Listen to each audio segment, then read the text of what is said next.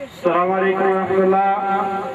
سامعین کرام، یہ تھے محترم مولانا منشا قادری صاحب جو کہ ہم کو نعت بیان کر رہے تھے۔ اب میں وقت کی بہت قلت ہے، محترم جناب پروفیسر قاضی سعید صاحب کو دعوت دیتا ہوں وہ آئیں اور آپ کے سامنے شان مصطفیٰ صلی اللہ علیہ وسلم کے موضوع پہ بات کریں۔ محترم جناب پروفیسر قاضی محمد سعید صاحب۔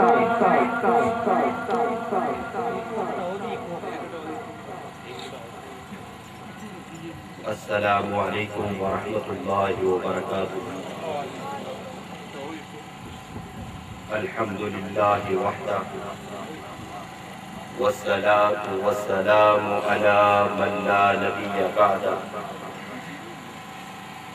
اعوذ باللہ من الشیطان الرجیم۔ ورفعنا لك ذکرک۔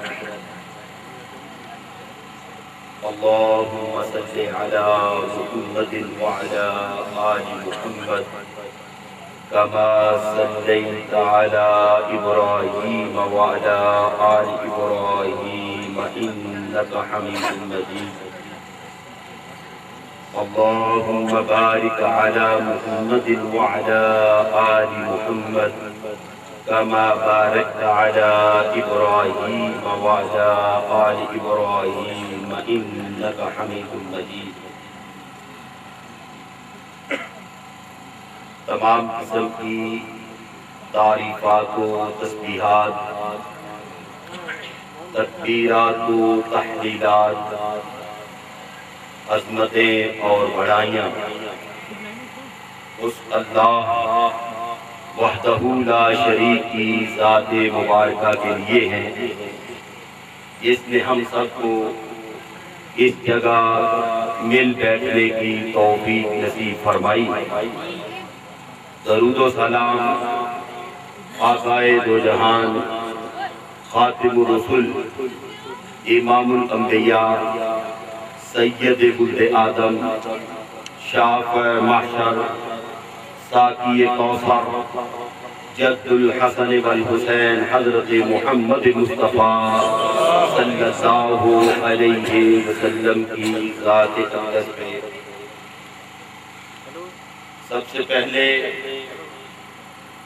اللہ کی تعریف کے بعد ان بھائیوں کا مشکور ہوں کہ جنہوں نے ان حالات کے اندر یہ دین اسلام کی ترویج اور اشاعت کے لیے یہ پروگرام منعقد کیا ہے۔ میری اللہ رب العالمین سے دعا ہے، اے اللہ یہ پروگرام کروانے والوں اور پروگرام میں آنے والوں ان سب کی علم و عمل میں، ان کے اہل و عیال میں، مال میں برکتیں عطا فرما دے۔ اے مولا کریم، یہ گناہگار تیرے بندے تیرے دین کی دعوت کے لیے، تیری کتاب اور تیرے دین کو سننے کے لیے آئے ہیں، ان سب کے آنے کو قبول فرما لے، کیونکہ دین کی جو مجالس ہوتی ہیں یہ عام مجالس نہیں ہیں۔ ان مجالس کے اندر اللہ کے فرشتے بھی موجود ہوتے ہیں، اللہ کی رحمتوں کی برکھا برس رہی ہوتی ہے۔ وہ لوگ بڑے ہی خوش نصیب ہوتے ہیں جو دینی احکامات کو سنتے ہیں اور صرف اس لیے کہ اس پہ عمل کر کے اپنی دنیا اور آخرت کو بہتر بنائیں گے۔ تو میری اللہ سے دعا ہے، اللہ یہ ساری جتنی بھی ہم کاوشیں کرتے ہیں ان کے صرف اور صرف مقصود ان سے یہ ہے کہ تو راضی ہو جائے، ہماری دنیا اور آخرت کو بہتر بنا دے۔ عظیم الشان عظیم خطیب آپ کے سامنے حافظ بنیامین صاحب بھی تشریف فرما ہیں، محترم حافظ عبداللہ صاحب بھی تشریف فرما ہیں۔ حافظ بنیامین صاحب کی طبیعت بھی خراب ہے، اللہ سے دعا کیجیے اللہ ان کو صحت کاملہ عاجلہ نصیب فرما دے۔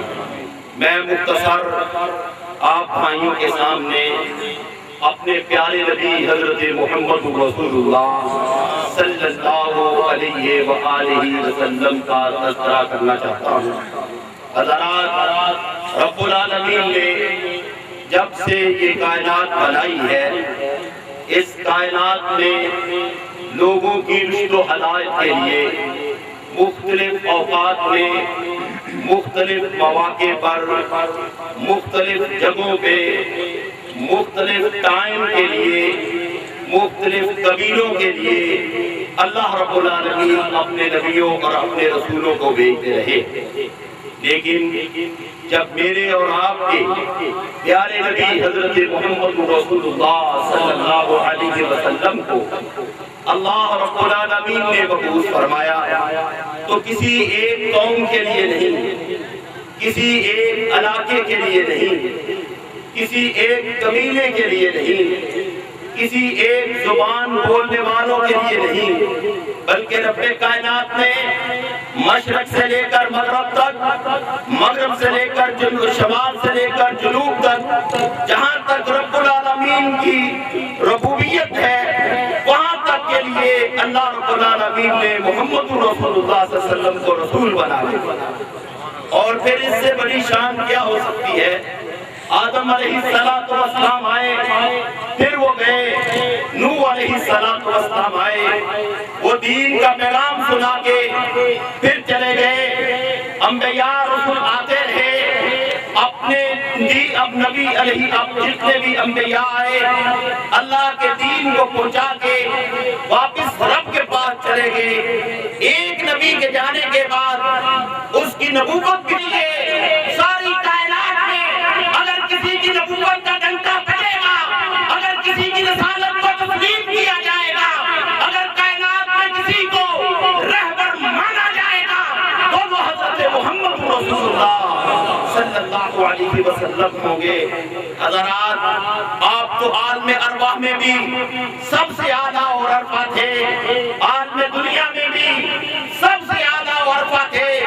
اختصار کے ساتھ اشارے کرتا ہوں، جب معراج کی رات بیت المقدس میں آپ تشریف فرما تھے، سارے انبیاء کو رب کائنات نے وہاں اکٹھا کیا تھا، نماز کا ٹائم ہوا تھا، اس وقت سوچا جا رہا تھا شاید آج جب الانبیاء مصلی امامت میں کھڑے ہوں کسی نے یہ کہا ہوگا شاید آج پبلک کے مخلوق کے جو باپ ہیں آدم علیہ السلام مصلی امامت میں کھڑے ہوں گے، کسی نے یہ سوچا ہوگا نوح علیہ السلام امامت کرائیں گے، کسی نے یہ کہا ہوگا شاید کلیم اللہ امامت کرائیں گے، شاید روح اللہ امامت کرائیں گے۔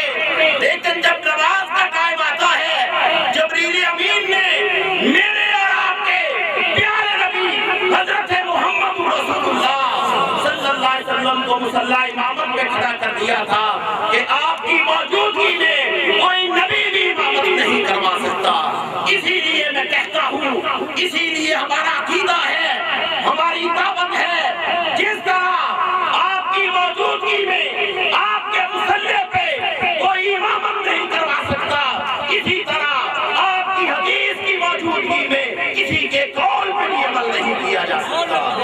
کیونکہ وہ حسین لمحات تھے جب سیدنا ابوبکر صدیق رضی اللہ تعالیٰ عنہ بھی موجود تھے، عمر فاروق رضی اللہ تعالیٰ عنہ نے تورات کے کچھ ٹکڑے کو پڑھنا شروع کیا تھا، آپ کا چہرہ متغیر ہوا تھا، صدیق اکبر نے روکا تھا، پھر نبی مکرم صلی اللہ علیہ وسلم نے فرمایا تھا اگر آج موسیٰ زندہ ہو جائے تو مجھے چھوڑ کے موسیٰ علیہ السلام کی اتباع کر لو، پھر بھی تم سیدھے راستے سے گمراہ ہو جاؤ گے۔ نبی علیہ السلام کی نبوت خاتم النبیین ہے، اب نہ کسی نبی کی امامت چل سکتی ہے، نہ کسی مقتدی کا قول چل سکتا ہے، اتباع ہوگی، بات تسلیم کی جائے گی، وہ رب کے قرآن کی یا حضرت محمد رسول اللہ صلی اللہ علیہ وسلم کے فرمان کی۔ یہی بس نہیں، آپ کو تو اللہ نے اتنی شان دی تھی، آپ کے گھر کو، آپ کی قبر مبارک کو رب کائنات نے جنت کے ٹکڑوں میں سے ایک ٹکڑا بنا دیا ہے۔ آپ تو وہ ہیں، حضرات کسی شخص کی تعریف میں کرتا ظہور صاحب کرتے ہیں، کسی کی قاری عبداللہ صاحب کرتے ہیں، کسی کی بریامین صاحب کرتے ہیں، کسی کی سعید بھائی کرتے ہیں، لیکن آؤ اس کی شان کے کیا کہنے جس کا تذکرہ رب کائنات خود اپنے قرآن میں کرتے ہیں اور یہ کہہ دیتے ہیں ہم نے تمہارے ذکر کو بلند کر دیا۔ نبی علیہ السلام نے جبریل امین سے پوچھا اللہ نے مجھے میرا کتنا مقام بلند کیا ہے؟ جواب کیا دیا گیا تھا؟ آؤ ہم گناہگاروں کو کہتے ہو یہ شان مصطفیٰ نہیں بیان کرتے، یہ مقام مصطفیٰ نہیں بیان کرتے، یہ عظمت مصطفیٰ نہیں بیان کرتے، یہ عزت مصطفیٰ نہیں بیان کرتے۔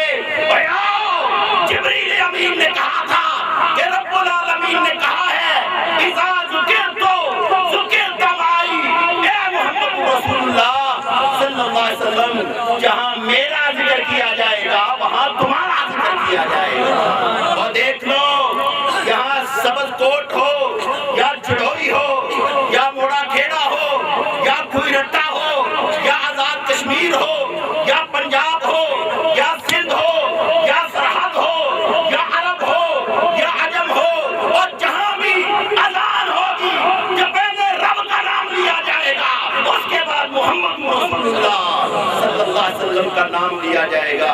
اسی لیے کسی نے کہا تھا خلقت مبرئا من کل عیب کأنک قد خلقت کما تشاء، حسان کہا کرتے تھے میرے اے نبی صلی اللہ علیہ وسلم لم ترکت عینی، آپ جیسا میری آنکھوں نے دیکھا ہی نہیں ہے، آپ جیسا کسی ماں نے جنا ہی نہیں ہے، آپ تو اس طرح ہوئے ہیں جس طرح آپ کہتے گئے ہیں، رب آپ کو بناتے گئے ہیں، آپ میں تو کوئی عیب موجود ہی نہیں ہے۔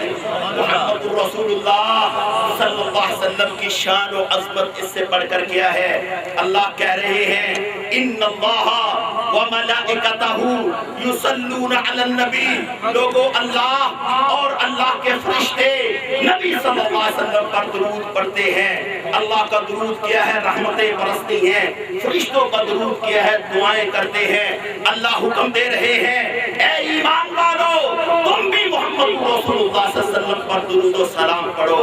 ہمارا عقیدہ یہ ہے اور کتاب و سنت کی روشنی میں یہ ڈنکے کی چوٹ بات کہتا ہوں، اور سن لو جس نماز کے اندر درود نہ پڑھا جائے وہ نماز نہیں ہوتی، جس اذان کے اندر نبی علیہ السلام کا نام لیا نہ جائے وہ اذان نہیں ہوتی، اور جس دعا کے اندر آپ پر درود نہ پڑھا جائے وہ دعا ہی قبول نہیں ہوتی۔ آؤ حضرت محمد رسول اللہ صلی اللہ علیہ وسلم کا تو اللہ نے اتنا مقام بیان کیا ہے، آپ کو تو ایسے معجزات سے بھی نوازا تھا، چاند کی طرف اشارہ کیا تھا، رب کائنات نے 2 ٹکڑے کر دیے تھے، اللہ سے یہ دعا کی تھی اللہ مسجد اقصی سے قبلے کو تبدیل کر کے بیت اللہ کو قبلہ بنا دے۔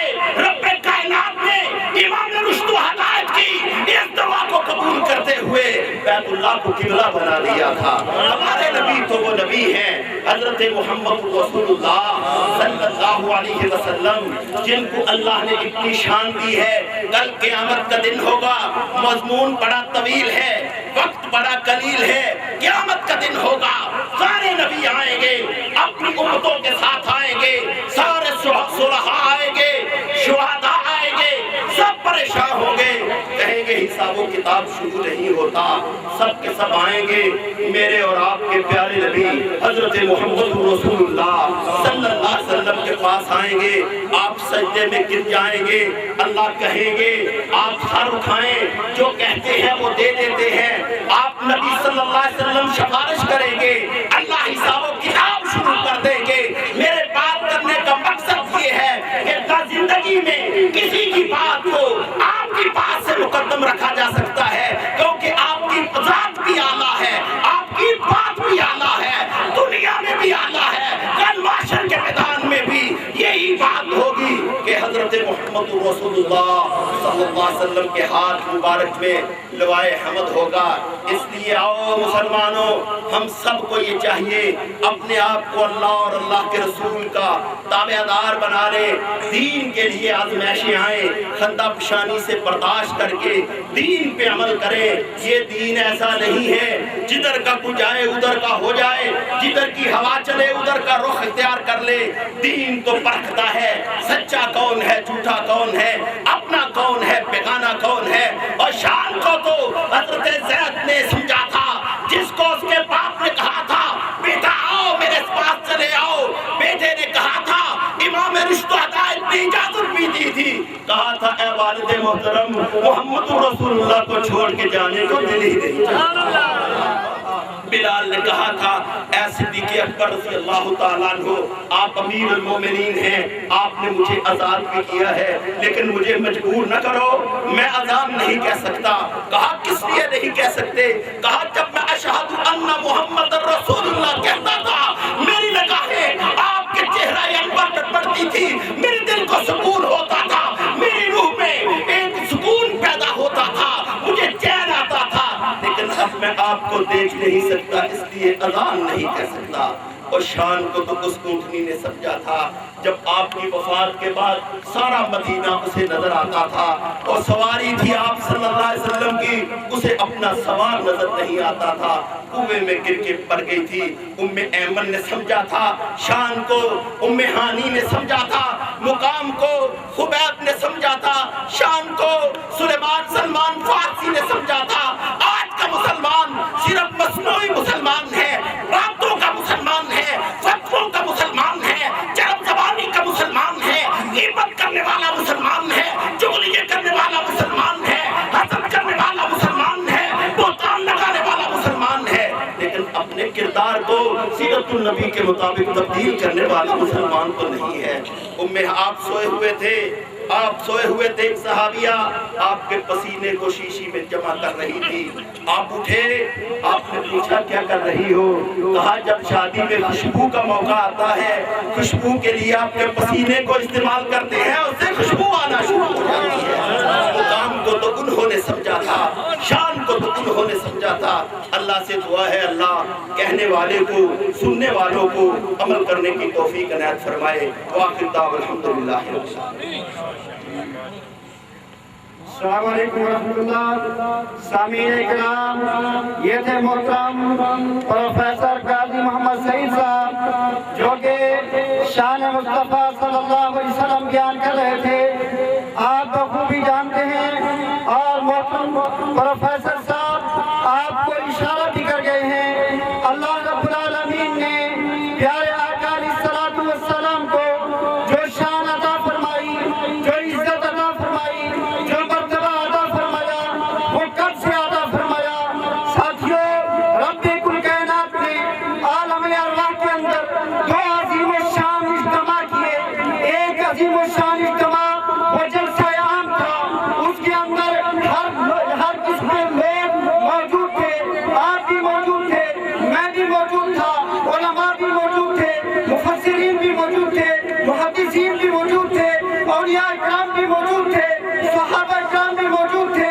हाँ, ये अल्लाह रब्बुल आलमीन ने जो इज्तिमा कराया, इसके अंदर इसका उन्वान तौहीद बारी तआला था। रब्बे कुल कायनात ने इस बात का पूछा, ऐ मेरे बंदेओ सुनो, मैं तुम्हारा रब हूँ या नहीं? सबने कहा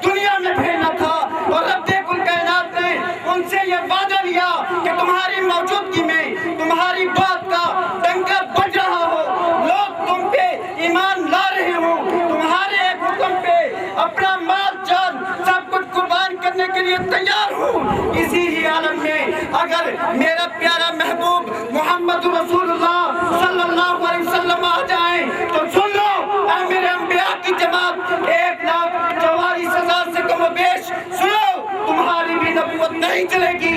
اگر چلے گی تو محمد رسول اللہ صلی اللہ علیہ وسلم کی نبوت چلے گی۔ ہاں میرے انبیاء کی جماعت، پھر تم پہ لازم ہوگا تم اپنے لوگوں کو بھی اور تم بھی محمد رسول اللہ پہ ایمان لاؤ گے اور محمد رسول اللہ صلی اللہ علیہ وسلم کی مدد کرو گے۔ تو سامعین اکرام، انبیاء علیہ السلام نے بھی اللہ سے اس بات کا عہد کیا تھا، اے اللہ ہم محمد رسول اللہ کی اتباع کے مطابق، آپ علیہ السلام کے احکامات کے مطابق آپ علیہ السلام پہ ایمان لائیں گے اور ہم آپ علیہ السلام سے ہمارا قسمی تعاون کریں گے، مدد کریں گے۔ سامعین اکرام، میرے رب نے تو یہ شان اس وقت بخشی تھی جب ابھی تک اس کائنات پہ سورج بھی نہیں چمکا تھا، یہاں پر اس وقت بخشی تھی جب رب کل کائنات نے یہ رات کو چمکنے والا چاند بھی نہیں چمکا تھا، جب جگمگانے والے ستارے بھی نہیں جگمگائے تھے۔ رب نے تو میرے پیارے اور آپ کے پیارے حبیب علیہ السلام کو یہ شان، یہ مرتبہ اس وقت عطا کیا تھا۔ تو اسی لیے آج ہمارا اعلان ہے الحمدللہ کہ اگر اس کائنات میں بات چلے گی تو محمد رسول اللہ کی چلے گی۔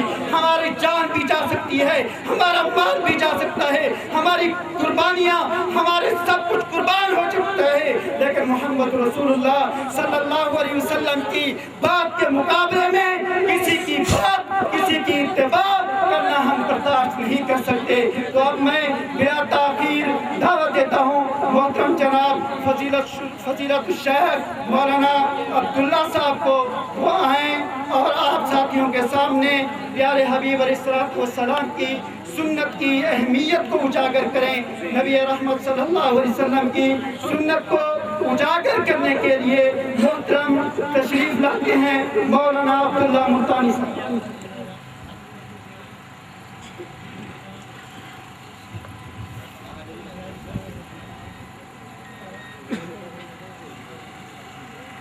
السلام علیکم ورحمۃ اللہ وبرکاتہ۔ ان الحمد للہ نحمده ونستعینه، اللهم صل على محمد وعلى آل محمد كما صليت على إبراهيم وعلى آل إبراهيم إنك حميد مجيد، اللهم بارك على محمد وعلى آل محمد كما باركت على إبراهيم وعلى آل إبراهيم إنك حميد مجيد، رب اشرح لي صدري ويسر لي أمري واحلل عقدة من لساني يفقهوا قولي، رب زدني علما رب زدني علما، أعوذ بالله من الشيطان الرجيم من همزه ونفخه ونفثه، بسم الله الرحمن الرحيم، وما آتاكم الرسول فخذوه وما نهاكم عنه فانتهوا، قال النبي صلى الله عليه وسلم تركت فيكم أمرين لن تضلوا ما تمسكتم بهما، كتاب الله وسنة نبيه۔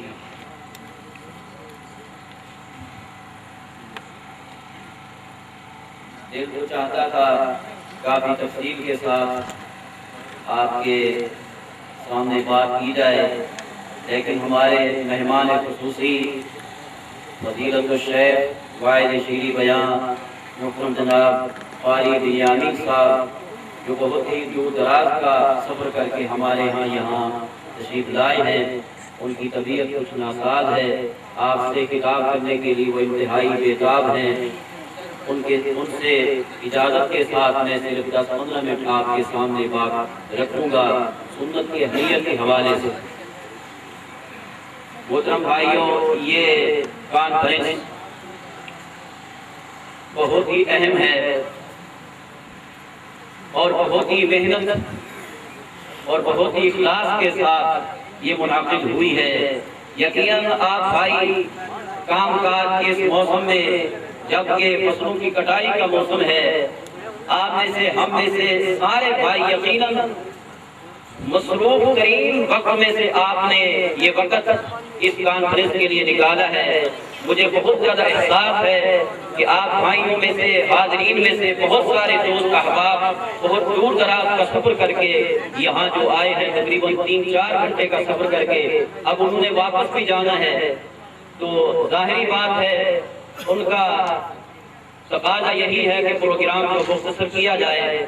میں آپ کے سامنے سنت کی اہمیت کے حوالے سے چند ایک باتیں آپ کے سامنے رکھنا چاہتا ہوں۔ محترم بھائیوں، یہ کانفرنس، یہ دروس اور یہ تبلیغی اجتماعات اس مقصد کے لیے ہوتے ہیں کہ بندہ سن کر ان پر عمل کرے۔ اگر میرے بھائیوں عمل نہیں تو پھر اس ساری قصد و محنت اور کوشش کا، دعوت و تبلیغ کا کچھ بھی مقصد اور فائدہ نہیں ہے۔